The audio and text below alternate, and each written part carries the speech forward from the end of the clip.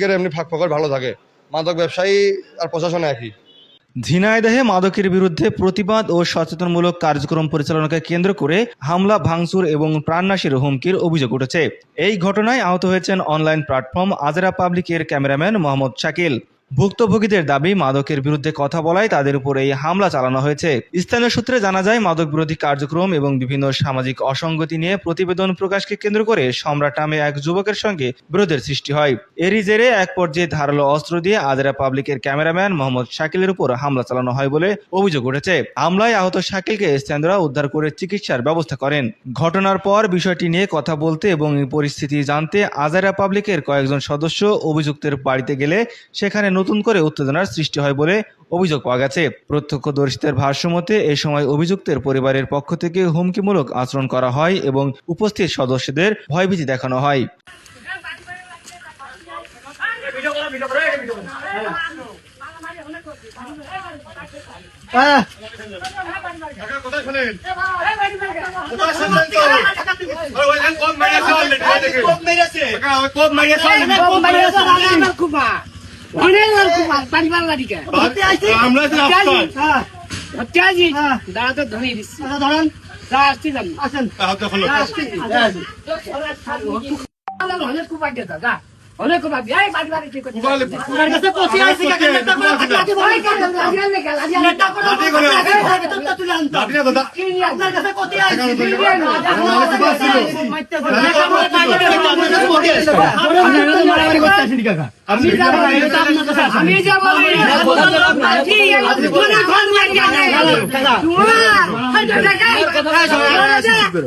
আমি নিজে খুব মনে পাবি টাকার জন্য আমি নিজে আসতেছি।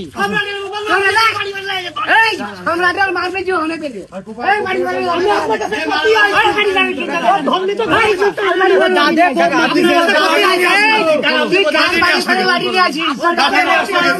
বুঝতে পারি।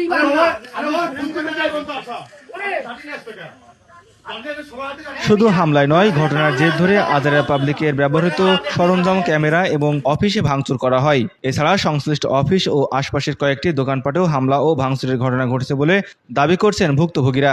ভুক্তভোগীদের দাবি, শুধু বর্তমান হামলায় নয়, ভবিষ্যতেও তাদের মারধর ও ক্ষতির হুমকি দেওয়া হয়েছে। বিশেষ করে নির্দিষ্ট এলাকায় গেলে হামলার শিকার হতে হবে বলে তাদের ভয়ভীতি দেখানো হয়েছে বলে অভিযোগ করা হয়েছে।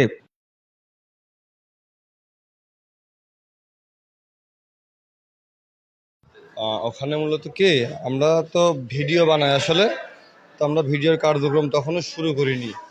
আমরা এক জায়গায় বসে আর কি সবাই কথাবার্তা বলছি যে একটু রোদ কমলে কোথায় কী করবো। আমাদের বালিয়াডাঙ্গা বাজার 15 নং কালীচরণপুর ইউনিয়নে প্রাইমারি স্কুলের সামনে আমরা। আর তখন হচ্ছে আমাদের কিছু শুভাকাঙ্ক্ষী ভাইয়েরা ওখানে আসলো, বেশ দুঃখিত মনে, ওই ভাইকে ডাক দাও একটু, ওই যে ওই ভাইয়েরা আসেন, ওই ভাইরা আসলো, বলে ভাইয়েরা আমরা ঈশ্বরদী থেকে এসেছি। তো ঈশ্বরী থেকে আসার পর ওই ভাইরা বললো, ওই ভাইরা নাকি যখন ওখানে নেমে মাত্র নেমেছে আর কি গাড়ির থেকে, তখন ওই ভাইয়াদেরকে গালিগালাজ করা হয়েছে এবং খুব বাজেভাবে ব্যবহার করা হয়েছে। কিন্তু ভাইরা আসলে তাদের কাছে আসেওনি, ভাইয়াদের এখানে কোনো কাজও নেই। কিন্তু ভাইয়াদের সাথে, আপনাদের সাথে কি দেখি আসল কিছু বলেন। মানে আমরা যখন গাড়ি থেকে নামলাম আর কি, ঠিক আছে, প্রথমেই মনে করেন উদাল পাতাল গাল পাততেছে, বড়ি টড়ি বেচতে। আমরা বড় ভাইদের ভালোবাসার টানে আসছিলাম এখানে, ঠিক আছে, এরকম আসছে আর এখন এই পরিবেশের ভিতর এত দূরে। তো তারপরে ওর কাছে আর কি আমরা জিজ্ঞেস করলাম যে এই বাইরের থেকে লোকজন এসেছে, এই কাজগুলো কেন? আর সকালবেলা একটা আন্টি এই জায়গায় ফাঁকা অটোয় বসেছিল, তার বিভিন্ন যৌন হয়রানিমূলক কথাবার্তা তোমরা বলেছো, এগুলো কি জন্য? এলাকায় মানুষজন আসলে তো আমাদের ভালো, রাস্তাতে লোকজন যাতায়াত করতে পারবে না স্বাভাবিক নিয়মে, রাস্তা কোথায়, স্কুল কোথায়, বিভিন্ন বিষয়বস্তু কেন্দ্র করে এই যে মানুষকে বাজে বাজে ভাষায় গালাগালি দিয়ে। এখন গালাগালি তো অনেকে দেখা যাচ্ছে কিছু মনে করলো না, তবে কারো না কারো তো গায়ে লাগে। আমার যদি মা নিয়ে একটা গালাগালি দিয়ে আমার গায়ে লাগবে না? সেইভাবে জিজ্ঞেস করতে করতে ওর আর কি, ও কাঁচের গ্লাস দিয়ে ধরে এক প্রকার গ্লাস দিয়েই মানে একাই আর কি 20-25 জনের মাথা ফাটায় ফেল দেবে এরকম একটা রিয়াকশন। ওরা হাত ধরে থামাই টামাই দেওয়া হলো, তারপরে বাড়ি চলে গেল। তিনি ওই যে ওর ভিডিও ফুটেজ আছে, ভিডিওতে আপনি দেখলে ওর নাম হচ্ছে, ডাকনাম সম্রাট, আমরা এটুকু জানি, বালিয়াডাঙ্গা বাজারে। এবার একা বলতে সাথে ছিল লোকজন, তবে ওই ইয়েটা একাই করেছে। হ্যাঁ, বা অস্ত্র কারোর হাতে আর আমরা দেখিনি, যেটা অন্য কেউ করেনি, তার দোষ দিয়ে লাভ নেই। এবার তখন ওই যে আমাদেরও ক্যামেরা কিন্তু চালু ছিল, ভিডিওর ক্যামেরা। তো ক্যামেরা ঘুরালি ওই যে দাঁড়ানে আসছে ঘুরাতে ঘুরাতে, এগুলো কিন্তু ভিডিওর ভিতরে স্পষ্ট ফুটেজ আছে। এবং এমনকি আজ থেকে 2-3-4 মাস আগে আমাদের বাজারে আর একটা কুপাকুপি হয়েছিল, আর আমাকে সিসিটিভিতে ওইটা রেকর্ড আছে যে ওই কুপাকুপিটা ওই করেছিল, আর তারপরে আমাকে সিসিটিভিটা রাত্রিবেলা ওই ভেঙেছে। এই সবগুলো ডকুমেন্ট আছে, যদি লাগে নিতে পারেন। তো এই সমস্ত অভিযোগ টভিযোগ যদি প্রশাসনিক অভিযোগ করা হয় খুব একটা কাজে আসে না, হয়তো প্রশাসনিক প্রোটোকল থাকতে পারে, তা আপনাদেরকে বললাম সরাসরি। আর তারপরে আর কি ওই যে ওই ঝাঁকাতে আসছে, অস্ত্রটা ভিডিওর ভিতরে আছে, ওর হাতে ফোন। তা ওই আর কি জিজ্ঞেস করেছে সেই সময় আবার এই তো ঝাঁকাটি করে যাচ্ছিস, তুই ভালো হবি না? এই যাচ্ছে আচমকাটা কোপ দিয়ে, ও তো সামনে আর আমরা দোকানের ভিতরে, দিয়ে কোপ দিয়ে দৌড় পরে দাবড়িয়ে ধরা দেন, দাবড়িয়ে ধরা যায়নি। তো আর কি ও ধরার জন্য যখন ওর বাড়ির ভিতরে পর্যন্ত আমরা চলে গেছি, বাড়ির ভিতরে যাওয়ার পর ওর ও যে বাপ যারা আছে তারা উল্টো মানে ওই জায়গায় আমাকে ধরে ফিসতে পারলে তাকে ভালো হয়, কেন তাকে বাড়ি আসলাম এসে তাকে কৈফিয়ত দিতে হবে। মানে তারা এত বড় প্রাইম মিনিস্টারের উপরে, মানে তারেক রহমানের বাসার উপর চলে গেছি, তখন কৈফিয়ত দিতে হবে যে কেন বাসার উপরে আসলে, কার বাসা জানো, আজকের ভিতরে তোমাদের যেখানে যাবে সবকিছু ক্লোজ করে দেওয়া হবে। বিরাট হুমকি আমকি। ইভেন এখন যখন আমরা এই জায়গায় আসছি, এখন ফোন পেলাম যে অলরেডি আমাদের প্রতিষ্ঠান যেগুলো আছে অলরেডি ভাঙচুর চলছে সেখানে বাজারে, যেখানে যেখানে আমাদের ইভেন আমাদের সাথে যদি চলাফেরা করে তাদেরও দাবড়াদাবড়ি চলছে। কিসে বলছে এটা তো তাদের সাথে আমাদের খুব সক্ষতা বা ওটা বসা মিলামিশা নেই, এটা তো বলতে পারবো না, এটা যাচাই করলে পাওয়া যাবে। তো প্রশাসন কি জন্যে ছেড়ে দেয়? প্রশাসন নাকের ডগায় এলাকায় মাদক ব্যবসা করে মিনিমাম 2-5-7-10 বছর। হয়তো কেউ স্বীকার করে ভাই আপনাদের সাথে শুরুতেই এই কেন্দ্রিক কোথায় বলেছে না, আমরা বলে বড়ি বেচতে আসছিলাম নাকি, এরকম কথা বলছে। আমাদের বাসা ভাই সর্দিতে, জি জি, আজকে আসছে। মানে আমরা গাড়ি থেকে নামা মাত্র এগুলা বলা শুরু করছে আর কি, বুঝছেন? এরকমই।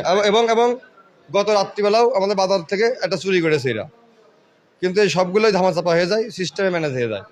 আর এদের ফ্যামিলি আর্নিং প্রচেষ্টা এরকম, একটা ঝামেলা বাঁধাবে, যেরকম আজকে ঝামেলা আমাদের সাথে হয়েছে, যে কোনো বিচার প্রক্রিয়ায় দোষী আমরা, তারপর আমাদের কি করতে হবে জানেন, আমাদের জরিমানা দিতে হবে।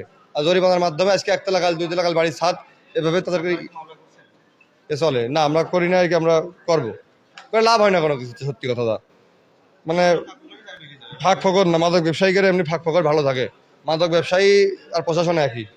স্থানীয় সচেতন মহল বলছে, মাদকবিরোধী সামাজিক আন্দোলন ও কর্মকাণ্ডে জড়িত ব্যক্তিদের উপর এ ধরনের হামলার অভিযোগ উদ্বেগজনক। মাদকের বিরুদ্ধে সোচ্চার হওয়ার কারণে হামলা ও ভাঙচুরের অভিযোগ ঘিরে এলাকায় দেখা দিয়েছে উদ্বেগ। ঘটনা নিরপেক্ষ তদন্ত এবং প্রকৃত দোষীদের বিরুদ্ধে ব্যবস্থা নেওয়ার দাবি জানিয়েছেন স্থানীয়রা।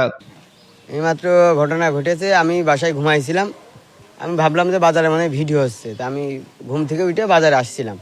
আমি কি দিয়ে আগে পরে কি হয়েছে আমি কিছুই জানি না। আসছি বাজারের মধ্যে ঢোকবো, আর ওই সময় আমারে দাবড়াচ্ছে, আমি গাড়ি ঘুরে নিয়েই টান। একটা শ্যামলার কণ্ঠই শুনিলাম, সে সম্রাট। ওনার হাতে কিছু ছিল কিনা আমি দেখিনি, আমি আতঙ্কে গাড়ি ঘুরিয়েই টান। আমি এর আগা মাথা কিছুই জানি না যে মারামারি হয়েছে বাজারে বা কেউ মায়ের খেয়েছে, আমি কিছুই জানি না। আমি যে বাসায় যাওয়ার পরে, বাসায় যে আমি ফোন দিয়েছি আমার ছেলেপেলেদের কাছে, আমার টিম মেম্বারদের কাছে, যে ভিডিও হবে কিনা, বলছে মারামারি হচ্ছে বাজারে। এই তারপরে যে এখানে আসা, তাছাড়া আর কিছুই জানি না। না, এলাকায় তাহলে সেফ কীভাবে? আমি তো কোনো অপরাধী না, আমি কারোর সাথে দুটা কথাও বলিনি যে নেঠা গ্যাঞ্জাম বাধ্য হইলাম, কারোর সাথে আমার কারোর সাথে শত্রুতা নেই। তাহলে তো আমি যেহেতু সেফ না, আর 10 জন কীভাবে সেফ? আমার সাথে কারোর তো নেটা নেই।